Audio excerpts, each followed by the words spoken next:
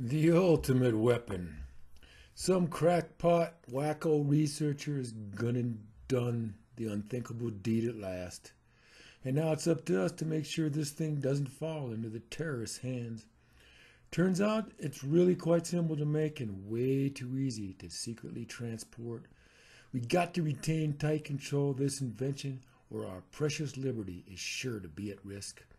The mad scientists have gone and let an evil genie out of the bottle once again.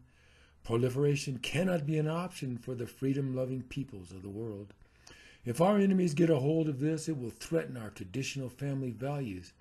We alone must retain control of this awful power for the benefit of all mankind.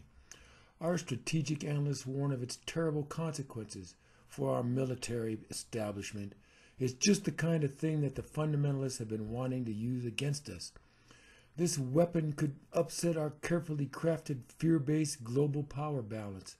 It will put the people of our sacred fatherland at the mercy of the godless heathen.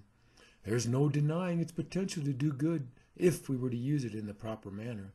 But in the hands of terrorists, it could represent a clear and present danger. Its proliferation would pose the gravest threat of any doomsday scenario yet. Mr. President, we must act at once to halt the spread of this terrible innovation. Already there is intelligence that our enemies seek it out in the world's black markets. We have detected some French testing out on one of the remote Pacific atolls. Unconfirmed reports say an outlaw state is trying to acquire its raw materials in Africa.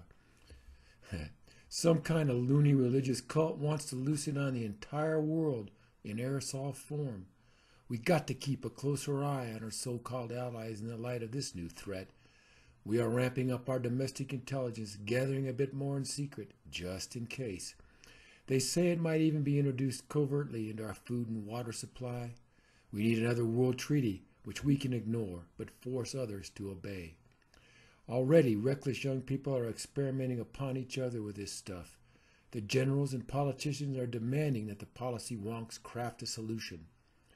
This thing could spiral way beyond our control and end all our cozy partnerships. We must quickly ramp up coordinated media, military, and diplomatic campaigns. Congress must quietly funnel millions for secret research and covert operations. You see, believe it or not, they found a vaccination for that sacred pox that we call war.